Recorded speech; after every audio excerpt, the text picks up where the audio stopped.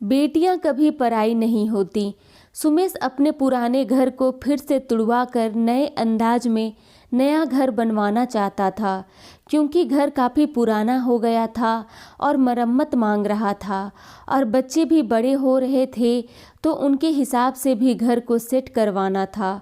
सुगंधा ने रसोई से आवाज़ लगाई, आप तीनों देखिए, मैं अभी 10 मिनट में आती हूँ। नितिन और नीति बहुत खुश थे। अपने बड़े बड़े कमरों के नक्शे को देखकर चहक रहे थे। नीति ने कहा, पापा मुझे यहाँ स्टडी टेबल लगवाना है। तो नितिन ने कहा, मुझे म्यूजिक सिस्टम के लिए बड़ी जगह चाहिए। इसी तरह दोनों अपनी फरमाइश अपने पापा को बताने लगे। पुराने घर में 5 कमरे थे, जिनकी जगह अब नक्शे में 4 बड़े कमरे थे।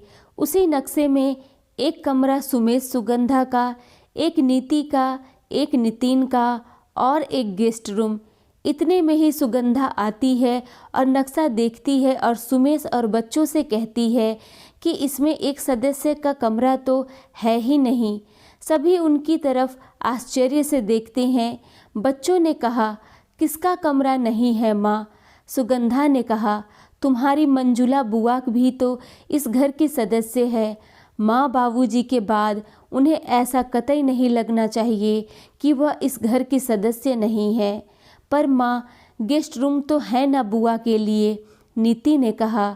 सुगंधा बोली, क्या तुम चाहोगी कि शादी के बाद तुम्हें भी इस तरह घर में गेस्ट समझा जाए?